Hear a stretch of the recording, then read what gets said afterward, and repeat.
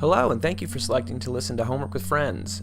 This is the very first episode. We're very excited and very grateful for everybody who's taking the time out of their day to listen. We wanted to give you all 3 episodes at once so you could get a good cross-section as to what the show would be like. So you'll notice we try some different recording techniques, and hopefully each episode we try to get a little bit better and better and smoother as we figure out what it is we're doing. So if you like it, feel free to share it with your friends, go word of mouth on it. You know, tap somebody on the train on your commute and say, hey, these guys got it going on. But in all reality, in all seriousness, if you like the shows, please feel free to subscribe. We'll be putting episodes out weekly from here on out. And there's also a video component if you go to YouTube and just search Homework with Friends. And pretty much anywhere else you can find podcasts, we are there. So thank you again and enjoy. All right, we are rolling. Rolling, baby. Rolling? Oh, we are rolling like rolling.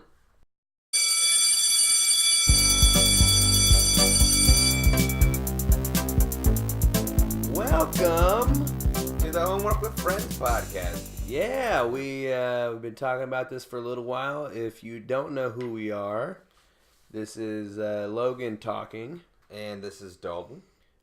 We are 2 strapping young men who live in Chicago, Illinois currently. Both hail from Ohio.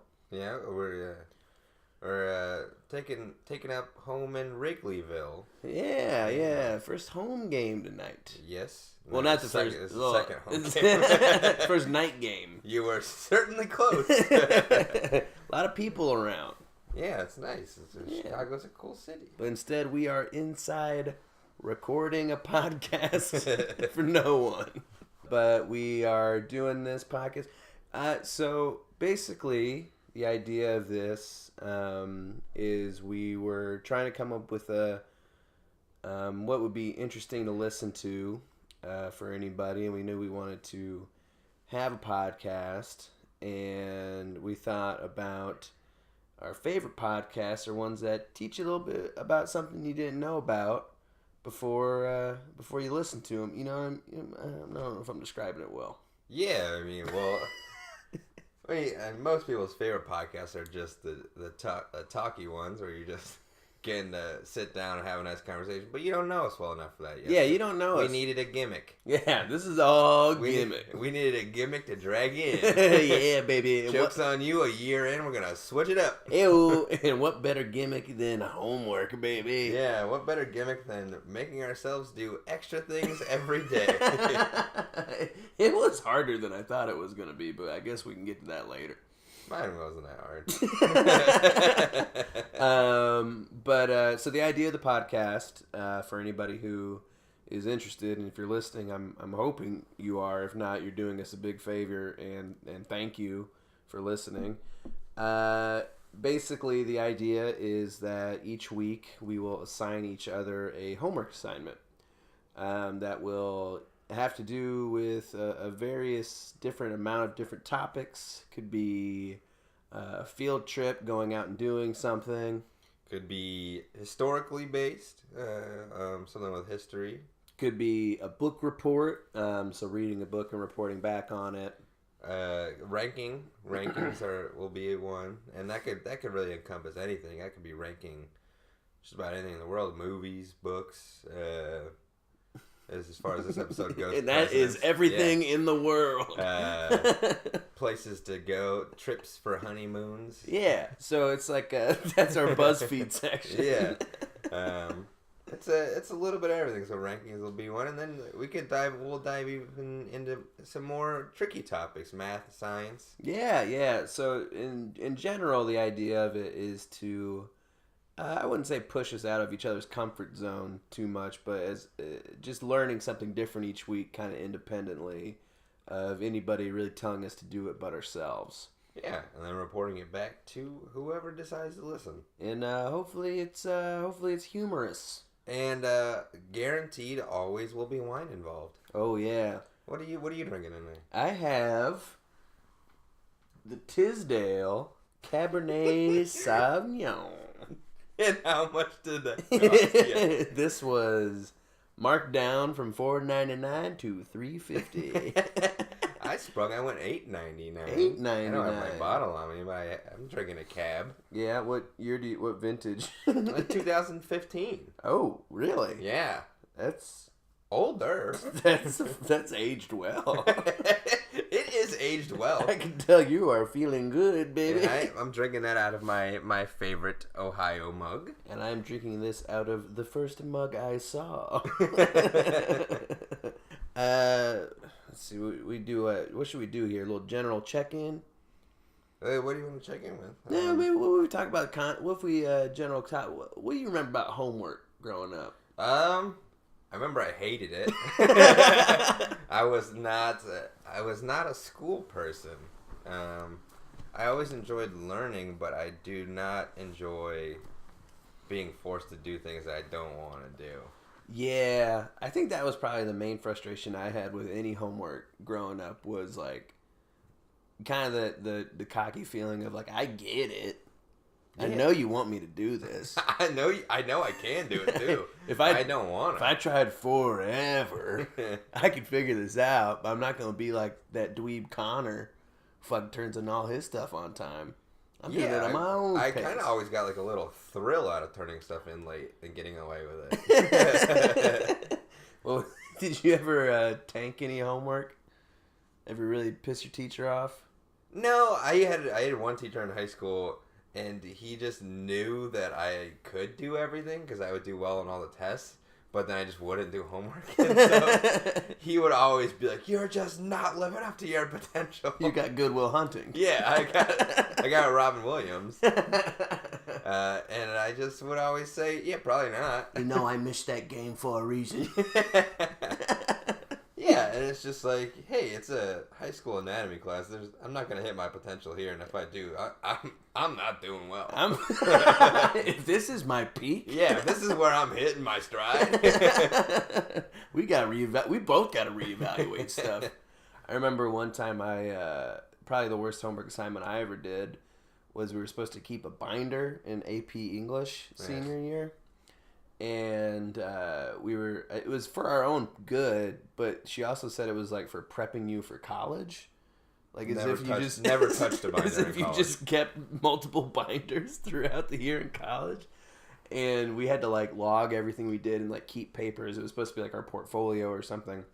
And she said it didn't matter what was in it. Like you could just do it, and I'll look at it and I'll give you a grade. It's like an easy 50 points. Like, don't worry about it.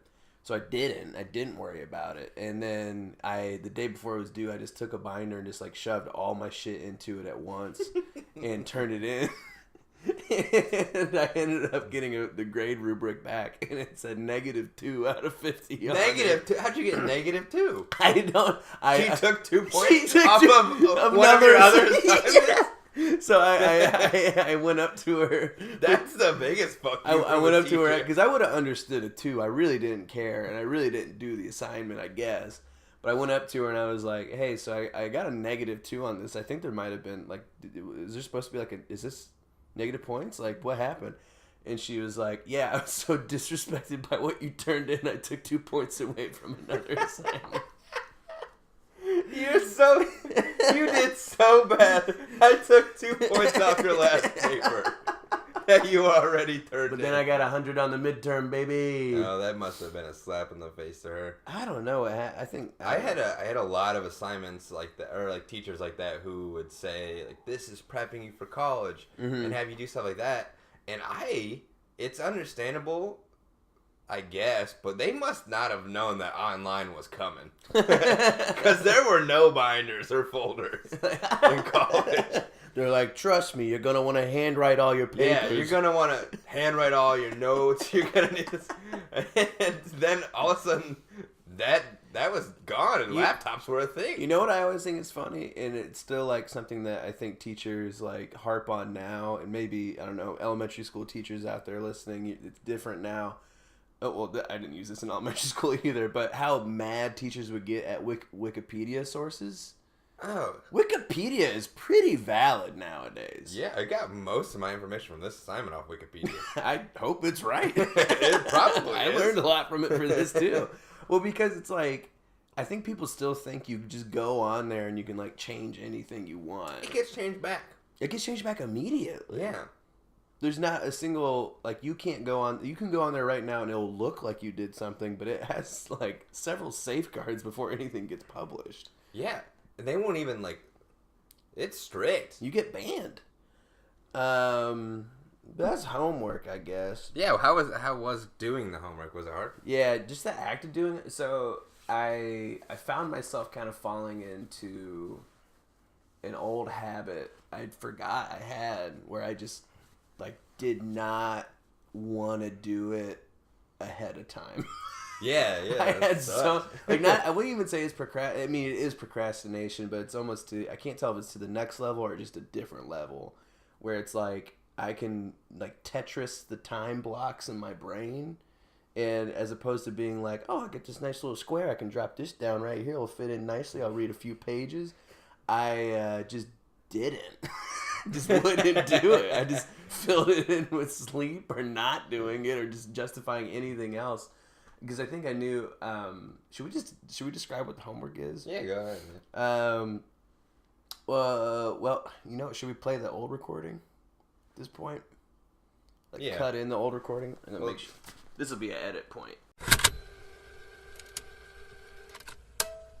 Off mic, we have discussed possible homework assignments in the first episode of Homework with Friends, and No, we gotta pretend like it's a surprise for me, even though we already know mine. oh yeah, so here we go. So Logan, your first assignment Oh no, what's it gonna be? for Homework with Friends over this holiday weekend that you will be partaking on is a book report.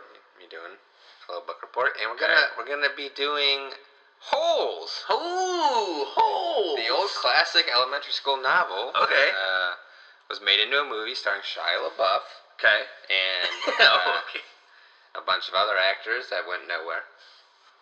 You got Sigourney Weaver. Sigourney Weaver she did some stuff. You got John Voight, Joe Buck himself. Oh God, I guess there's a lot of actors. You got Zero. I was thinking just children, but okay. You always think about children, man. Okay. Well, what do you want me to do? What's the? So basic breakdown. I would like you to read the novel. Okay. And then report back with a full summary, and maybe like an analysis on plot and themes and your overall take on the novel.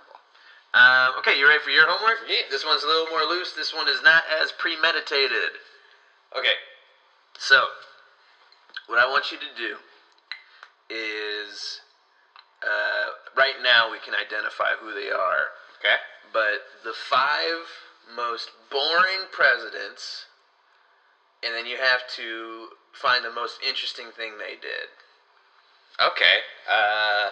5 most boring presidents? Yeah. That's tough. Because there's like some boring presidents. There are. Like, give me like a cultural breakdown as to what they did, why it was important, and also like why you deem them boring. I think I could do that. Yeah. Because I think there's a lot of presidents I don't know a ton. Like, what did Ulysses S. Grant do when he was a president? I'm not saying I think he's a cool guy. Yeah, I mean, I'll have to look into it. It's just all about, I guess it'll be my own take on it. Yeah. Because, This is kind of the essay question. Baby. yeah, Fuego take. a little hot take just off the top of my head. Obama, first black president, amazing president. Not that super crazy of a time in office. Yeah, so reading the book, Holes, was, I knew it was going to be easy, so I disrespected the assignment. It was meant to be easy. It's the very first one. It's the first one, so I super quick book that mostly everybody's read. It's relatable. Yeah, it's like very relatable, and also I don't know how we want to necessarily tackle doing like the presentation of the homework itself, but it has got the fact it was not nominated for an Oscar for Best Adapted Screenplay is a fucking crime, because that book to movie, beat by beat. Everything is in the movie. Everything. I don't doubt it, but I don't think that it was that hard to squeeze it in. They even said, like, oh, Shia LaBeouf walks out. Yeah, like there's a few times where it just says Shia.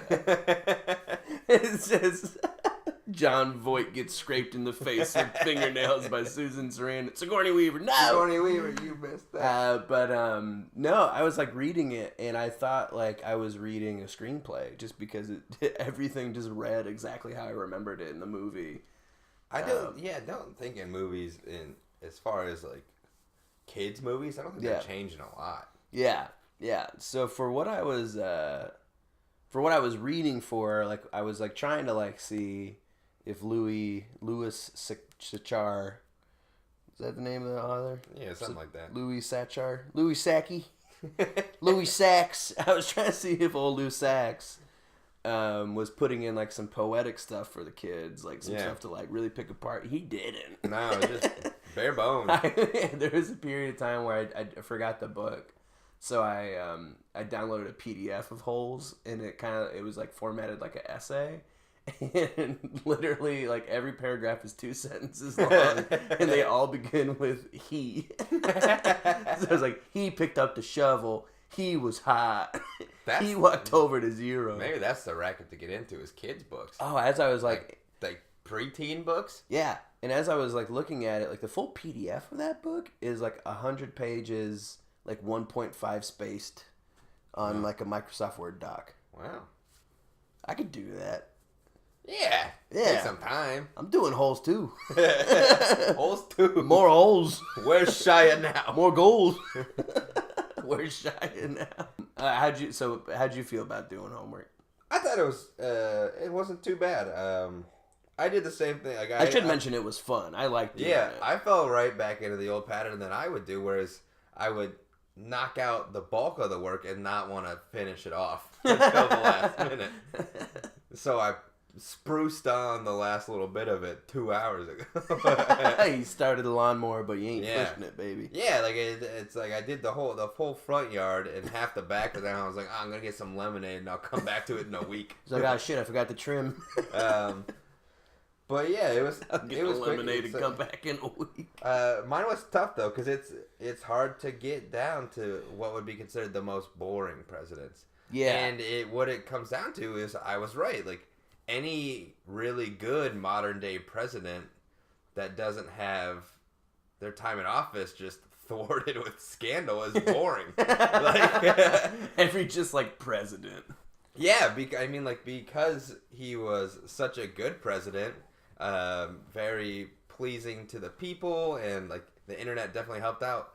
I don't have him on my list because I went a different direction with it, but Obama was the most boring. Like he didn't have a big scandal. There wasn't like a major war when he was in office. There's just like it was just a good presidency is a boring presidency. I think that's probably how it should be. It is how it should be. Like, absolutely.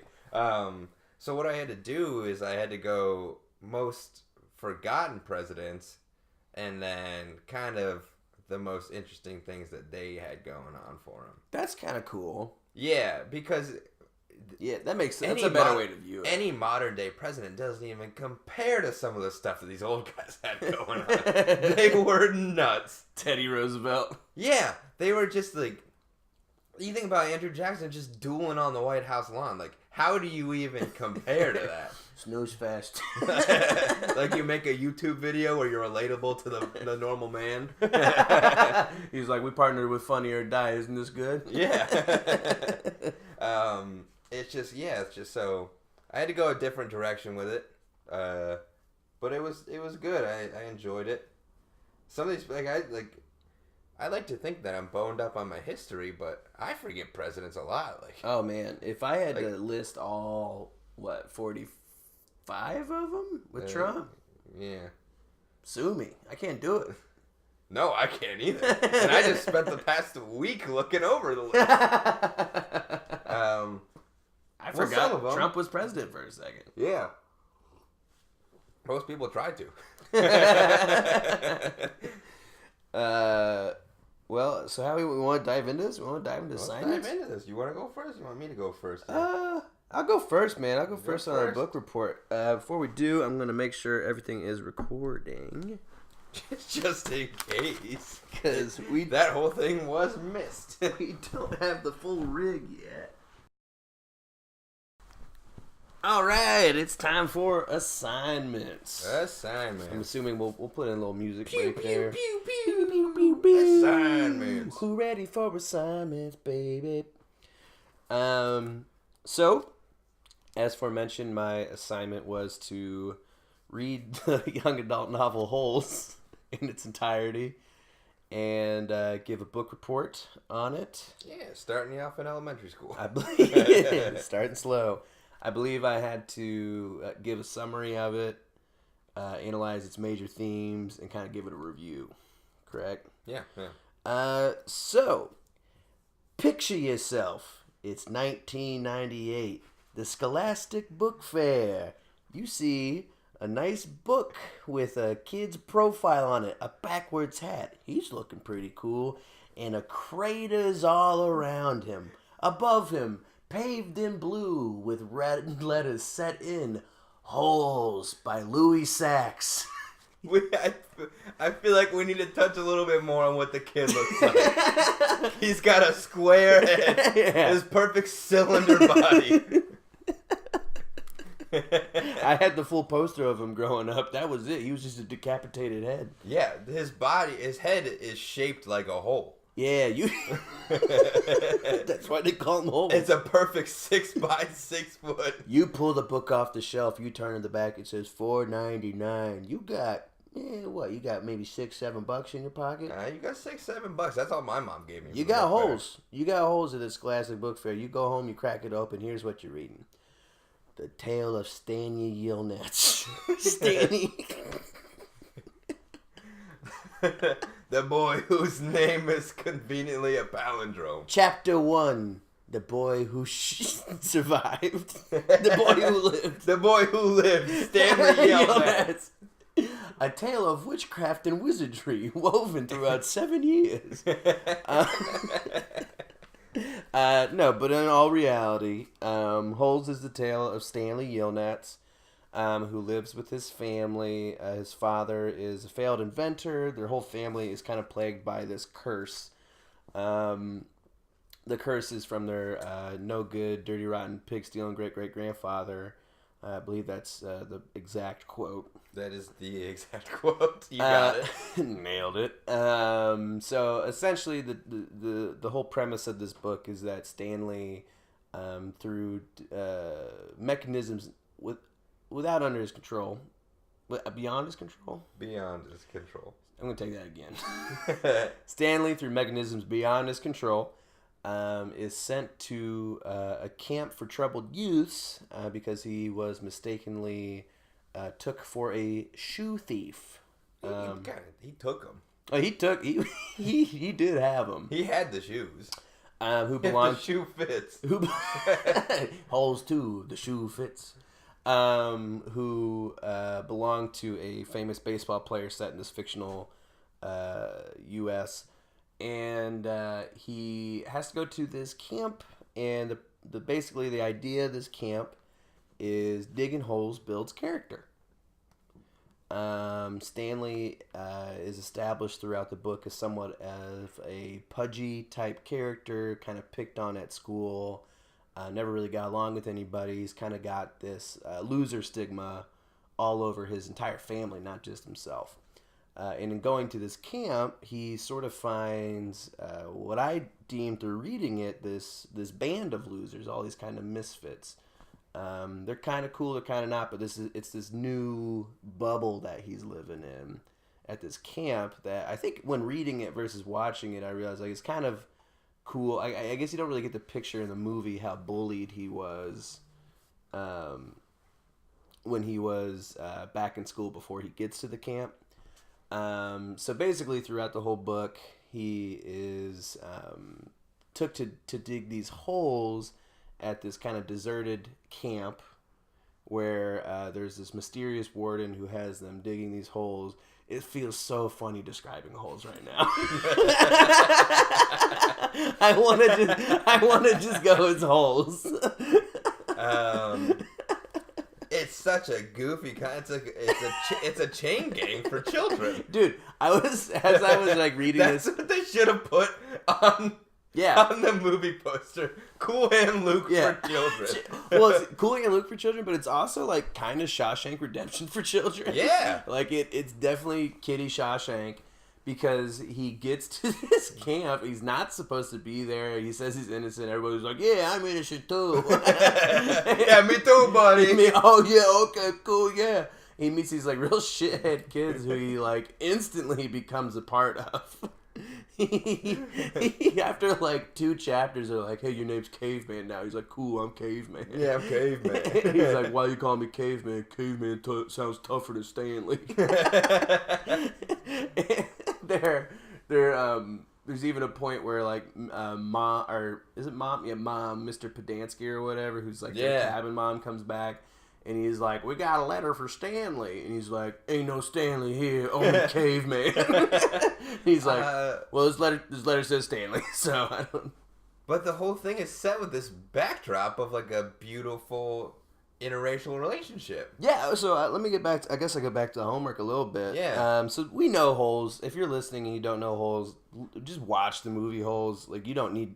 I'm going to go ahead and give my review. You don't need to read the book this age unless it's your actual homework, in which case just read the book. It's pretty easy. But the themes of it are things like... Let me say, if you're at the stage where this is your actual homework, don't be listening to this podcast. Impressive you got here. Yeah, it's crazy you found us. Stop listening. We don't have any strangers finding us yet. Children who are assigned Holes are finding us. We need to get out of this market. You are not our demographic. But anyway, so as I was reading it, I think when you watch a movie as a kid, I didn't really read the book, I don't think, growing up. When you watch movies, you kind of just like take it for what it is. But like reading it and kind of just like being an adult with a grown person's brain, you can see all the forecasting in the book as to what's to come. Like literally when I was reading the book and I saw that it was Madame Zeroni and I read Zero-Knee, I was like, that's Zero's great-great-grandma. I was like, oh, they're related, huh? There we go. I'm getting these connections. But when you look at kind of everything that happens in the book, it basically all the major themes have to do with, I wrote down fate, luck, and responsibility. Meaning that he's, the whole book has to do with all these like fated encounters that people have. Yeah.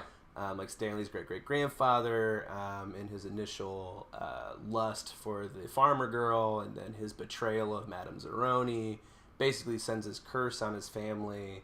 That eventually leads to the catalyst of the book, in which Stanley is sent to Camp Green Lake to dig the holes, but only because Zero had stolen the shoes and thrown them off the bridge, and it landed on him, so the families are still intertwined. Meanwhile, if you look back at the flashbacks of everything, you look at the kind of the interracial relations between those characters, how their fates ultimately save the lives of Stanley and Zero later on, and how pretty much everything ends up going full circle in this book. Like when Stanley and Zero eat the onions at God's Thumb. Once again, assuming you guys know this story. If not, we just need to adjust these homework assignments a little bit. But I can't go to... But so there's this point where they eat these onions, and later on the onions save their lives. Like, everything in this book has a purpose to it. Stanley teaches Zero how to read towards the end of the book. And then they find this treasure chest, and Zero reads off Stanley's last name, basically reaffirming to Stanley that was his great-great-grandfather's chest, that they're actually stealing the treasure from, or taking the treasure from, that the warden was always looking for. So it's kind of like this, like, it's a young adult novel thing where, like, a young adult reader can read these kind of things, and it's like, ooh, this is an interesting mystery I'm unfolding. But when it kind of ties into the actual, like, curse and the themes of the book, it is kind of like, the fate part is kind of interesting. I think. It is, but here's what I wanted to talk about. The curse all stems because he didn't come back and carry this woman up a mountain to drink from a river.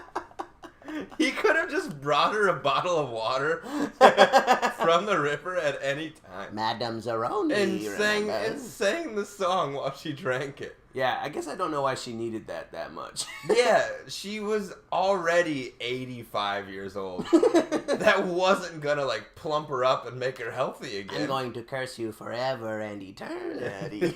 It made just no sense. Okay, so that point, I think, maybe ties back to the lazy writing in that, sorry, Louis Sachs, if you're listening, but, I mean, you just wanted a reason for Zero and Stanley to go up a mountain and for him to give Stanley or Zero some fresh water.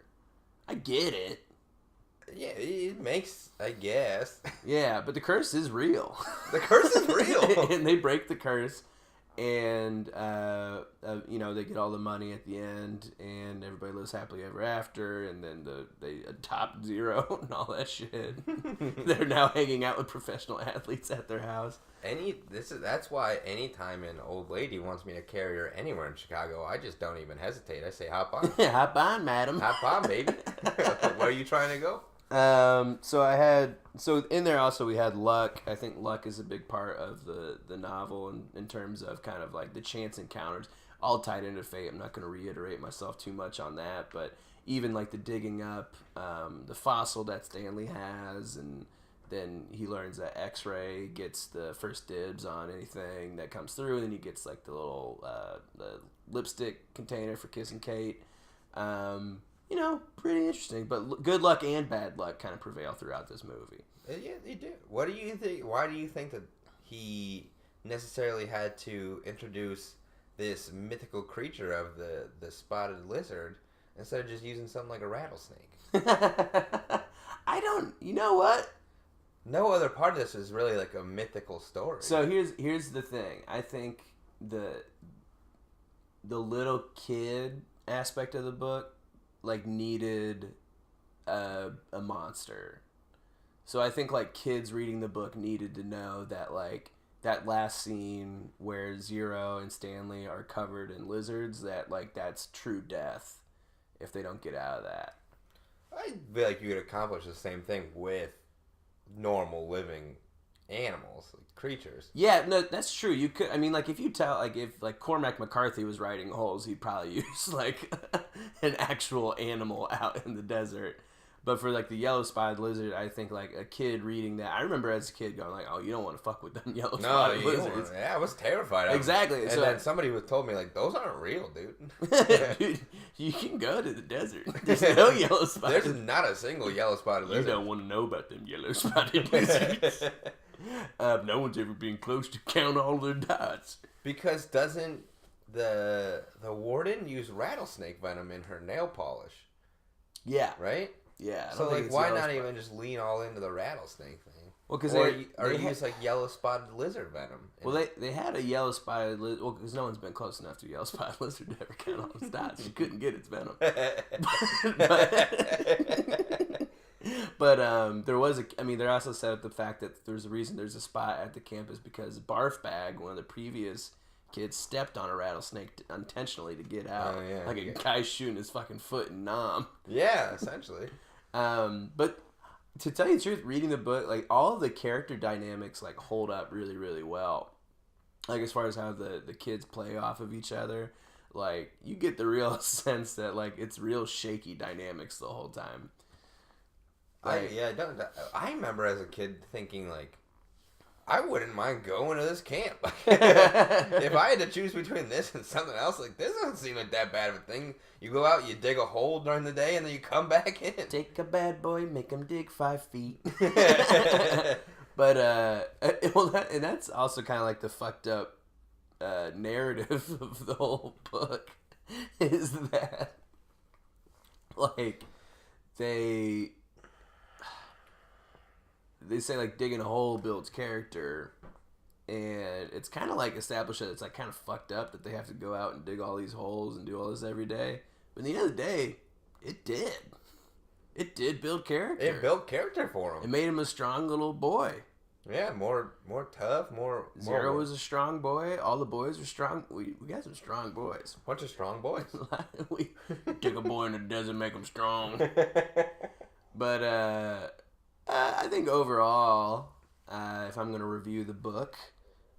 sorry, I forgot my last point of the themes of kind of like responsibility and meaning, like, there's this kind of mini arc that becomes the biggest arc in the book where Stanley's kind of coming into his own, and he's always the guy that I think people have to kind of care for, or he at least has really low self-esteem, and then suddenly he's kind of accepted into this group, and then he becomes the father figure to this outcast character, Zero, who's like basically the quickest digger, and I think he eats the dirt. I think he eats the dirt. I think he eats that dirt. But he kind of becomes... but reluctantly so. He kind of never has... He finally gets the chance. He always feels like an outcast, and now he suddenly meets someone who is other. Like he always kind of felt he was, and he's not really that cool with him at first. He's like, man, don't read my letters. I'm trying to write. And he's like, I can't even read. And he's like, oh, you're different. Let me teach you stuff. You're different than I. And then he kind of teaches him in a very big brotherly way, and then ultimately ends up going out and rescuing him once he runs away. So I think, like, just general, like, not even the character from digging the holes is a big point, but the responsibility he feels once he feels like he's finally part of a group, and then suddenly he can actually look after people who are less fortunate than him. Yeah. So that's kind of that's that in the book. So review of the book. Overall take on it. Overall, I'm gonna say, like I said before, go ahead and watch that movie if you really want to get holes.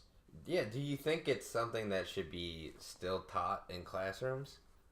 I think I don't know. Like, it just depends. Like, there's some shit in there that I don't know what classrooms are like anymore, but, like, that I don't think would fly. Like, there's a point where Zigzag just fucking clocks Stanley in the back of the head with a shovel. And, like, Stanley just gets up and he's, like, bleeding, and, like, Mr. Mom comes out and he's like, well, go ahead, rough him up. And they start beating the shit out. It's a messed up part. And it's, like, cool that it's, like, real. Like, it feels like some weird stuff that, like, boys would do and, like, going too far and stuff like that. But I don't know, like, if kids are out in the back playing holes. I play Zigzag. I'll be Zigzag, you be Stanley. Man, you're always Zigzag. Shut up. But I would venture to say, just based on kind of the, like, I was thinking in my head, I was like trying to read it as if someone were going to hand me one of those handouts you had in school where it was like, why did Stanley get named Caveman? Like, read for comprehension kind of stuff. And I was like, for that, it's a pretty good book. Yeah, there's definitely a lot of, like, just short comprehension quizzes you could Yeah, exactly. It's like, how many spots do the lizards have? Do 11. Why did they call him Barf Bag? What was in Stanley's bed when he got there? Oh, barf. So I think, like, for that purpose, it was good. And also I think for, like, attention span, it was really... it moved. I mean, there are like 3-page chapters, which I'm still a fan of. If you're an author out there and you're listening, shorten them chapters up, baby. I want to get to the next part. And then I think, just based on the themes I said before, like, it's pretty good stuff. I don't think it's a good book. I guess if you're looking at, like, gender dynamics, it's probably, I don't think it's a good book for little girls. Oh, absolutely not. There's 2 females in the whole movie? Yeah, they're both in the book. And one's a villain. 3. His mom. His mom, who's a non-character. Yeah. And then the only other one is, like, a villain, and the only other one becomes a murderer because her boyfriend dies. So not great role models for the lady. I don't think that, but I think for any marginalized youth, and if you're starting, like, a discussion on, like, class in a class, as far as like Zero being like a homeless student and stuff like that, probably pretty good. I doubt Holes is viewed as problematic. We can't watch Holes anymore. And then I would think I don't know. I even like went on Amazon and looked at like even 1-star reviews and stuff like that, just to see like what people hated about Holes, and pretty much everybody was like, "This is bullying. Like this isn't okay." I was like, "He was a bullied kid. I don't know what to say." Yeah, it's also a book. Yeah, and he ends up. Stanley's not real. He wins. He wins. He wins. He learns how to be better. What's the shoe smelling thing called? Sploosh. Sploosh. They make sploosh. That's the fun. Actually, I was reading that on the way to the train this morning, where he comes up on Zero, and the way it's written in the book, he's like, he sees a boat in the distance. Stanley walks up to it and goes, "Hey!" as if to scare who was ever in the boat before he got there. And when he walks up, he sees a hand pop out with a little can of peaches. And then Stanley walks up to him and goes like, "Hey, what's that?" And he goes, "It's Sploosh." It's Sploosh. Don't you know? Don't you know it's Sploosh? The hit new drink and also shoe makeup. Like, Makes your shoe smell nice. Zero doesn't speak any words, but he comes up with Sploosh. But I don't know. That's my take on Holes. I liked it. I wonder if I had any stray observations here. Podansky, Mr. Mom or whatever, is kind of, I don't like him as a character. Oh yeah, not a good guy. He turns pretty hard during the end. Let's see. I'll say it's a fun read, but it's hard to not visualize the movie once you've seen the movie when you read it. It's yeah, don't doubt it. It's not like, really not like any other book to movie thing I've ever read, in that it was so 100% the same thing. Like every single story turn, every characterization was the same. So like I said before, it was like reading the novelization of a movie, whereas it was more of a chicken egg scenario. But what came first, the movie or the book? What came first? But you know what I found out? Screenplay credit for the movie was Louis Sachs. Oh yeah, he probably didn't change much. Honestly, he just is like, "All right, we're gonna option this for a movie. We want you on the screenplay." He's like, "Okay, cool, done." Just hands him the book. Yeah, here's the book. Here's the book. Do that. Just do exactly what I pepper in a couple more words, and then you got it. They're like, "You don't want to switch anything? That seems to work." People like this, so why would I change it? Yeah, so I read it at a very brisk pace because of that, and overall, I give it an 8 out of 10. 8 out of 10. Damn. Yeah, that's impressive. That's high. If I'm like a kid and this is my homework, maybe I'm ranking the homework. You're ranking the homework. Yeah. 8 out of 10. I don't get what you're saying. I don't like this. I don't know. I'm adding some sort of ad hoc rating system to this. But that's Holes. All right, and the Daltons. Okay, so once again, mine was to rank the 5 most boring presidents, but that's a little tough because it's hard to decide what's boring and what's not. Any really good president was a boring president because they didn't get assassinated or impeached, you know. But so I took a different little route with it. I did the 5 most forgotten presidents. Okay. And it ties. So you're losing points for changing the assignment. It ties into them being boring. But then I wanted to touch on some interesting things that they did. So number 1, first guy we got here, William Henry Harrison. He was in office in 1841, member of the Whig Party. Ooh. So what makes William Henry Harrison so forgotten is that he was only in office for 30 days, 12 hours, and 30 minutes before he died of pneumonia, which he got at his inauguration. Notable achievements: first death in office for a president. And shortest term as a president. Woo! So, yes. William H. I don't know how much more boring you get than making it 30 days. That's true.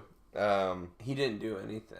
No. It's funny. He might be the most important one on this list because he is the the least impactful but most fascinating. Yeah. So he set a lot of records. He didn't even get to touch on anything because half of his presidency he was sick. and that's not 2 years, that's 15 days. He's like, give me a declaration or something. I'm dying over here. So there's not a whole lot to say about him, but he's one of he's number one. And sadly, we got a couple Ohio presidents on here, which is a bit of a bummer. Yeah, because we brag about it. We're the land of presidents. We brag about it, but we got crappy presidents. Presidents and astronauts in Ohio. So, Warren Harding. Okay. In office 1921 and 1923. Member of the Republican Party. Widely regarded as the worst president of all time. Wait, he was 1921 to 1923? Yeah. Gun to my head, I would never be able to tell you what years he was president. No, well, why would you? I mean, like, even... Like, we named schools after this guy. Yeah. And he didn't do anything. Harding you. And he was actually one of the worst presidents because he was known for being the most boring. His campaign ran on the slogan of "Return to normalcy." To just, hey, we're gonna make things really goddamn normal again. Hey, what's up? My name's William Harding, and that war sucked. So yeah, he was another president. He died in office in his term. How old was he? I don't know. I didn't write it down. And history doesn't know. History doesn't know. There's not a single place that you can find that information.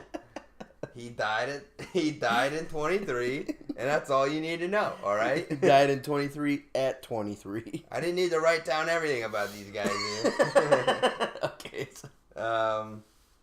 So the crazy thing about Warren Harding, which makes him even worse, is that he ran the White House like he was Adrian Grenier in Entourage. He just hired all of his friends to do all the jobs. Secretary of State Turtle. Yeah. He just hired all of his dudes to make up all the jobs. And they were just terrible and thwarted his whole entire presidency with scandals. One of the biggest one was the Teapot Dome scandal. Ooh. And Albert Fall, his Secretary of Interior, sold the rights to the oil reserve in Teapot Dome, Wyoming, for money and cattle. And obviously got caught because it's the 20s. And then also he had an affair. He had a couple affairs. One was proven, and then it was proven that the Republican Party paid off the woman to not tell anybody. So it's just a full cycle into this new presidency that we're running. How Wild West did they think the presidency could be back then? It was lawless. You could do anything as president back then. Trump would have killed it in the old days. You know what? This is good perspective. This guy, especially on how crazy we think Trump is. This sounds equally crazy. It was equally crazy, and I just don't think that there was as much exposure and That's true. Press and news in those days. People would have gone nuts nowadays for Warren Harding. he had a couple affairs in office, put all of his friends in high up positions. So this is just Trump. And his campaign was just saying, hey, we're going to be normal. Make America normal again. Make America normal again was what he was going for.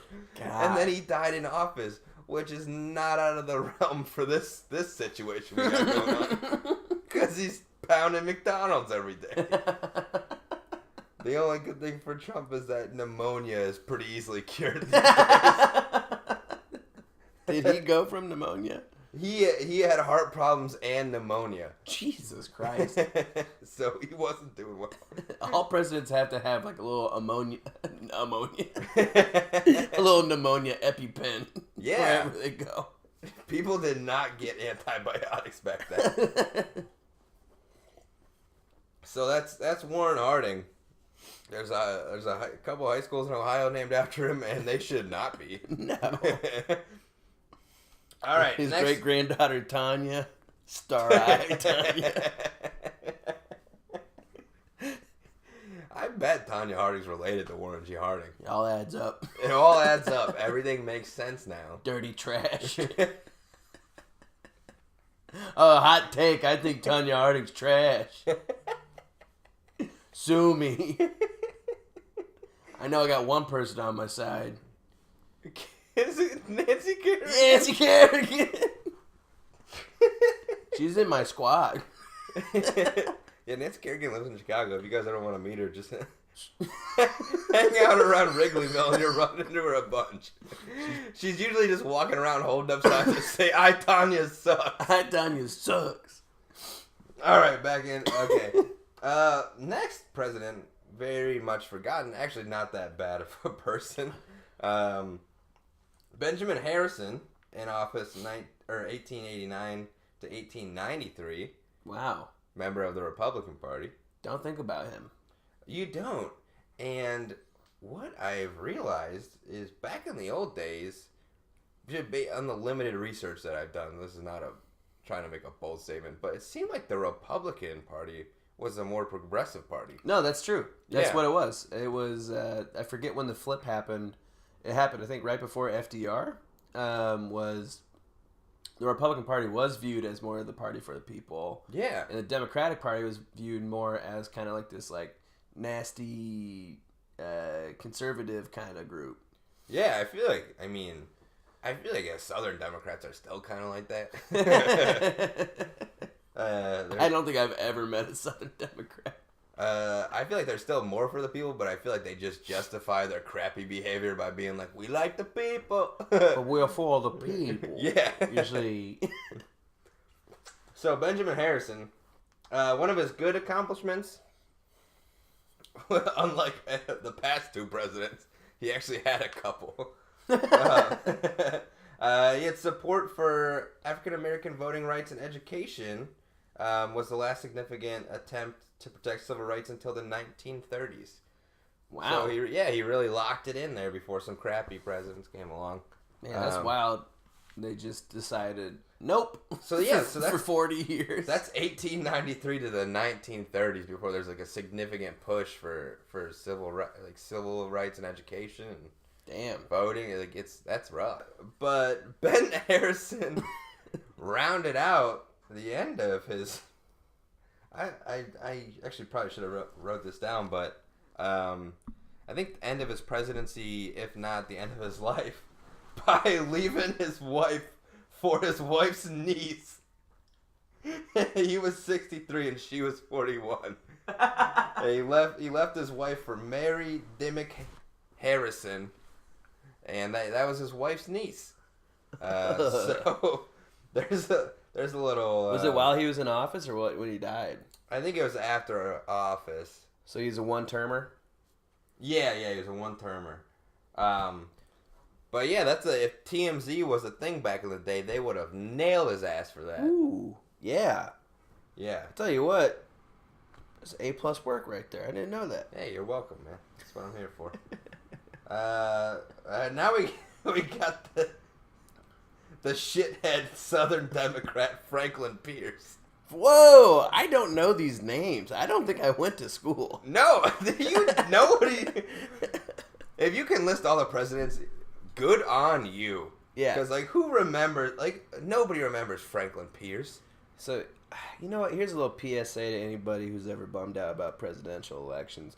If you didn't like Obama, you don't like Trump right now, guess what? We forget them all. We forget all of them. We forget them. Probably won't forget either of the ones I just mentioned. No, absolutely will not forget those. But maybe someday. Probably not. Yeah, you're right. Probably not. So Franklin Pierce in office from 1853 to 1857, one-termer. I'm sensing a trend with the one-termers. Yeah, these weren't good presidents. So a big thing with Franklin Pierce, he's a big Lincoln hater. Wasn't super into Lincoln at all. Lincoln was president's, I think, two after him, one after him. He was succeeded by somebody, and then it was Lincoln. But he's a big Lincoln hater.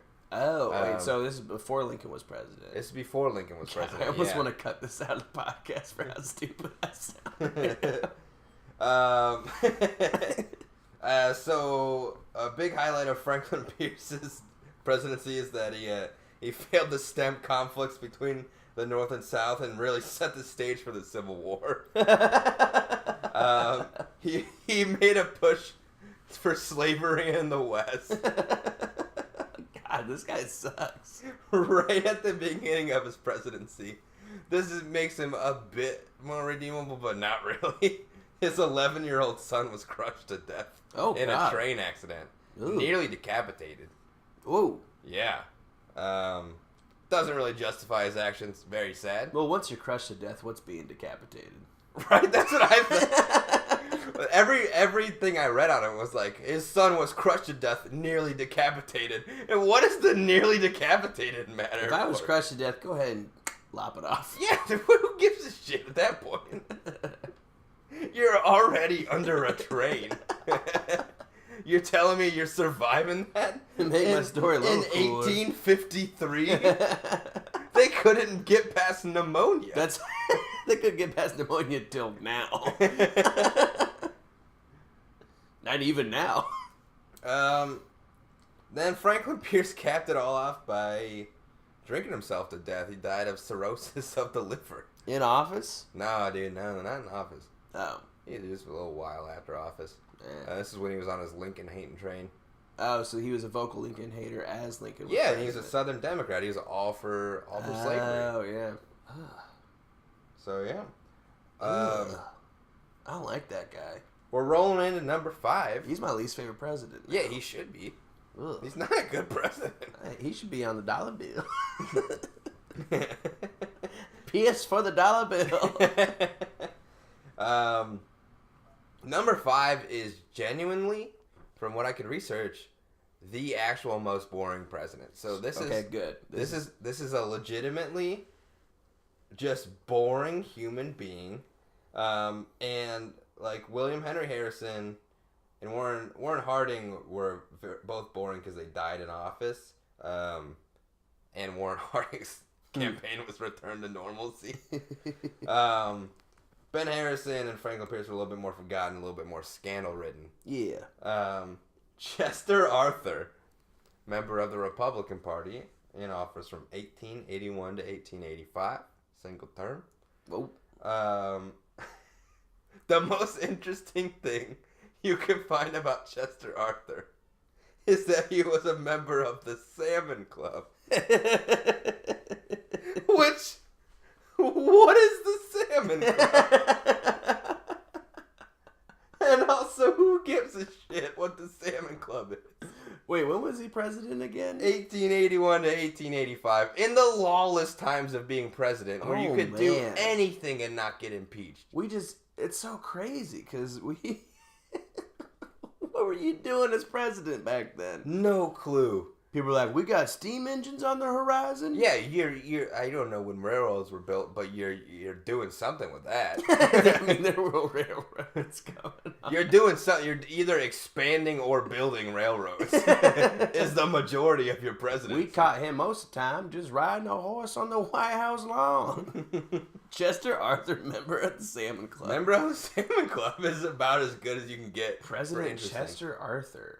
One of his last quoted statements, which, to me, this is really buying into my demeanor. One of his last recorded statements was, "After all, life is not worth living." This man was president of the United States and wanted to die so bad.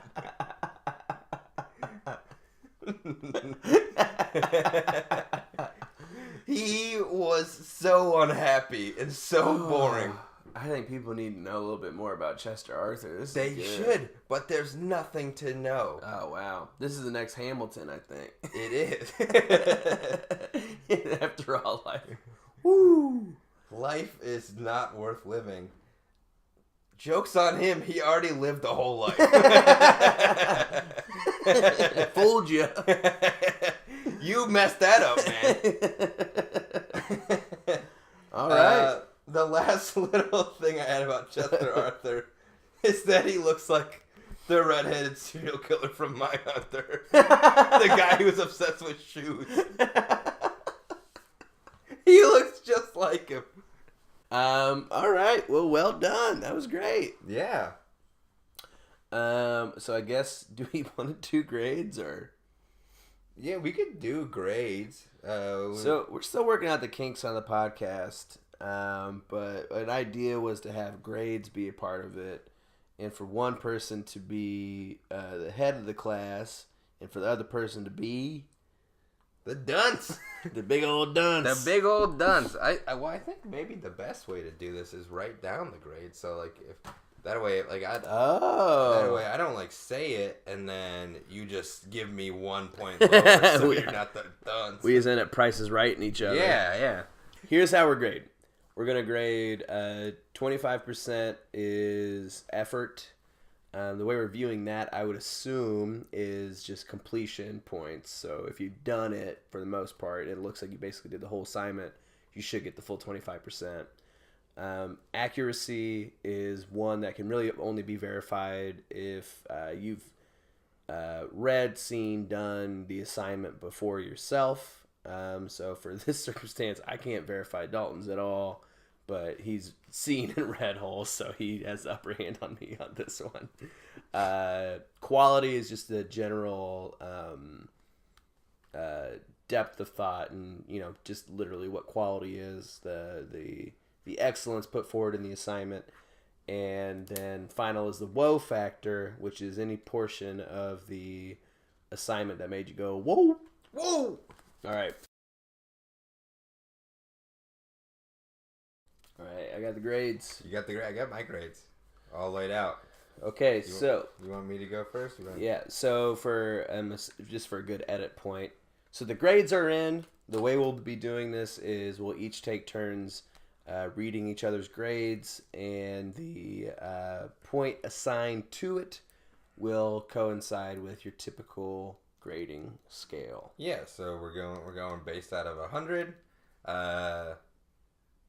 We're going 25 points for effort. Whew. 25 points for quality. Yes. This isn't your grades. Oh. I'm listing what we're doing.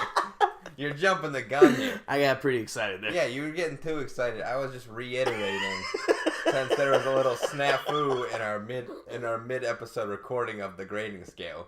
We could edit that part out. And now everybody gets to see how excited you were for your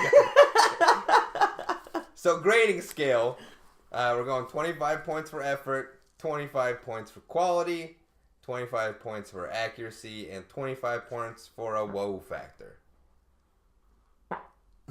So that's the grading scale.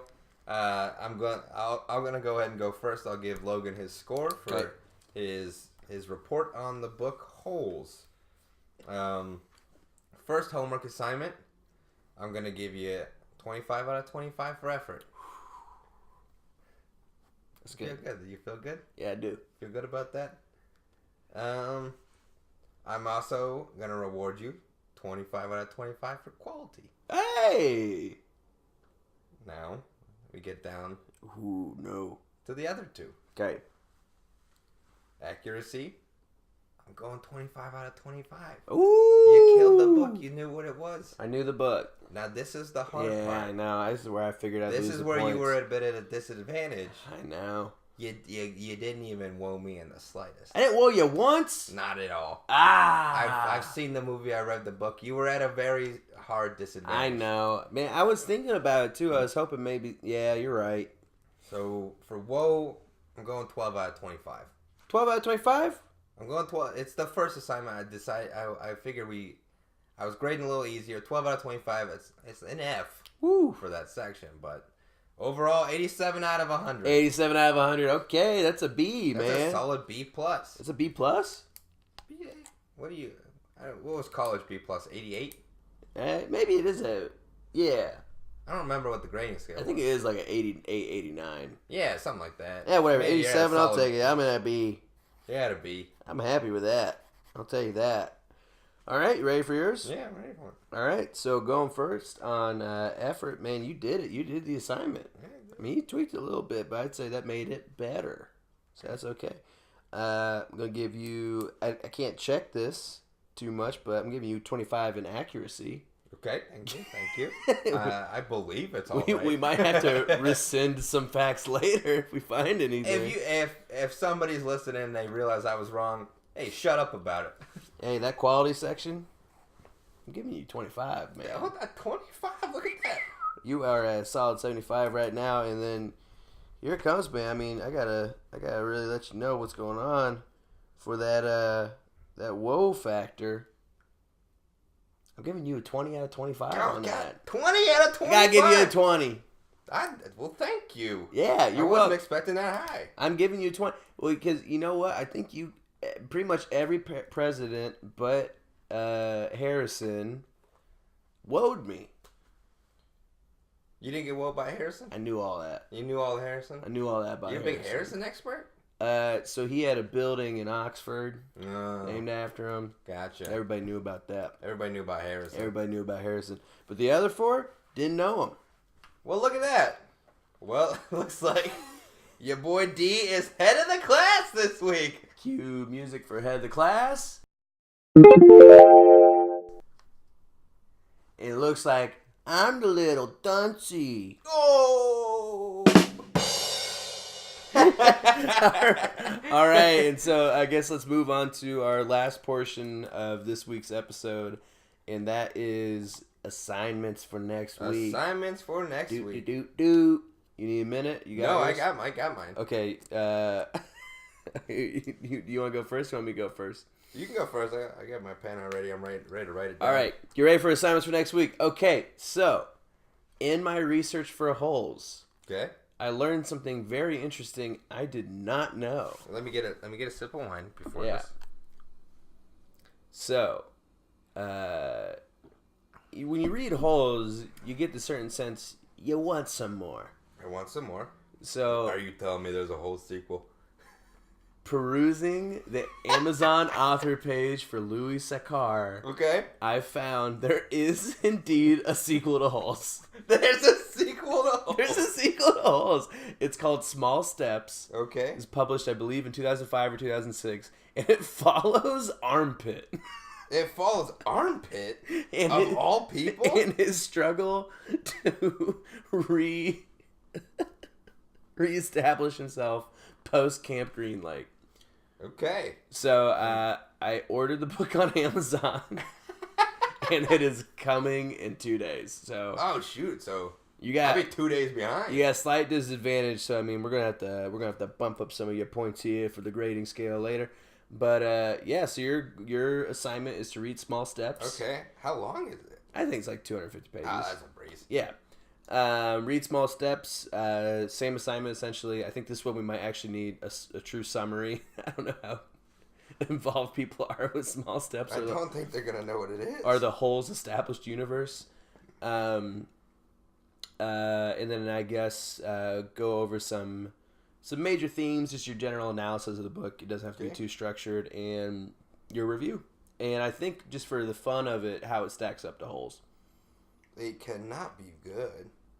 Who knows, man? It would have gotten some hype on it, I think.